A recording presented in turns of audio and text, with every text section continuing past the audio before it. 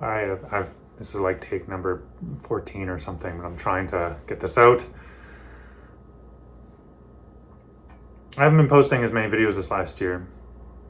Part of it is YouTube burnout, but a big part of it is that because I've set boundaries between my personal life and YouTube, which I think are very healthy for people to do. If you're thinking about it, you're YouTubing, not a bad call. But it is hard to make videos when your personal life takes over. And this last year, my personal life has taken over.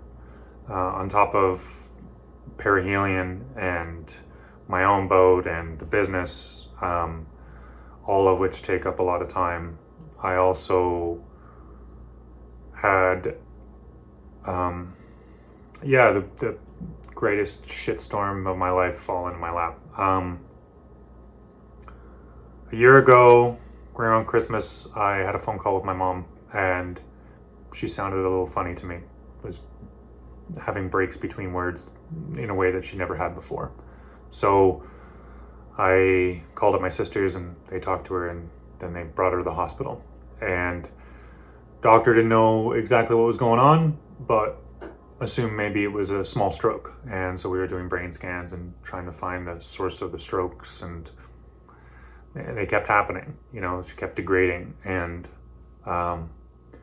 we never found anything in her brain. And eventually we got the diagnosis of Bulbar ALS. Now, for those of you unfamiliar with Bulbar ALS, it is a faster acting form of ALS usually, and it goes after the nervous system and shuts down your ability to control your muscles. And as your muscles lose the ability to function, they also lose the ability to move, and they atrophy, and it's quite painful because you can feel everything the whole time as your mind still functions perfectly fine and your body shuts down around you. It attacks the ability to speak first usually, and it did so with my mom. And for those of you who know my mom would know how difficult that must have been, because she could speak 5 languages and always had something to say. I once walked down the street and swapped out an entire alternator in my van while I was living in it, and came back to the apartment, and she was still talking to me as if I had never left. So that's my mom. After that, it goes after your mobility. She started having falls, and we helped her move into my sister's place, and we were kind of keeping an eye on her, and eventually my other sister moved in as well to be her full-time caregiver. And by the time I got to her birthday, she was pretty much in a wheelchair all the time. Shortly after that, we took a once-in-a-lifetime trip to the UK, saw some family history, and drank some whiskey and a whole lot of Guinness, and saw loads and loads and loads, scratched tons off the bucket list. It was a beautiful trip, and I'm really glad I got the chance to do that, because a lot of people don't get that chance. So I'm very lucky in that way. Not too long after that, I came home to help my sister because it was becoming too much for my sister to be her full-time caregiver alone. My other sister's raising kids, and it's just a hectic household. So when I saw how serious it was, I flew back home to the West Coast, shut my business down for a while, buttoned up my boat, and flew back here to help my sister and also be a full-time caregiver for my mom. And that has been where I've been since. My mom died this week, and a big part of me feels relief that the pain I saw her go through for the last year is finally over. But the depth of the grief I feel now, and I've been feeling for months, a year, I can't explain it. It's beyond anything I've ever felt before in my life. My mom is the reason I'm around. I mean, she's an incredibly graceful person, incredibly intelligent, a thirst for knowledge, and a thirst for travel. And I am just a pale reflection of what she was. Despite how unfair this feels, I have to acknowledge I am a pretty lucky man.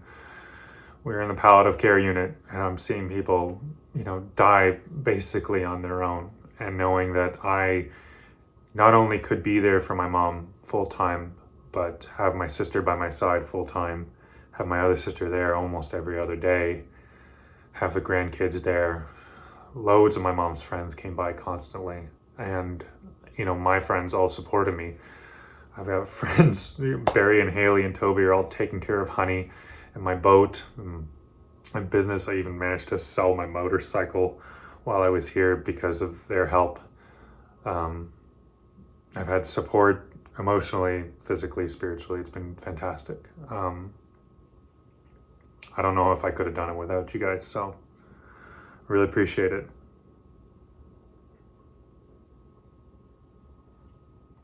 I'm gonna get back to making my videos. I'm flying home in just a few days after the funeral.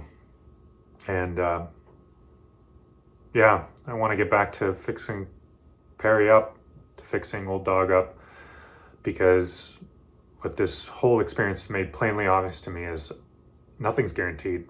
I don't have forever to do this stuff. And, the years pass by quickly.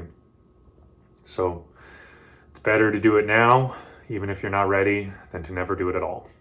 So hopefully I'll be able to streamline my life and get out there and actually do the traveling and the experiences that I actually want to do.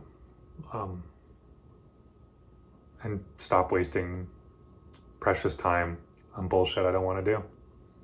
Because I only get one life, and it doesn't really matter how much money I've got or how many toys I've got if I don't get to do what I want to do with the one life I've got.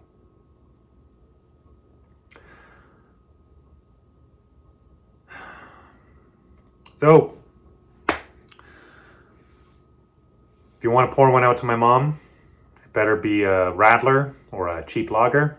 That was her style.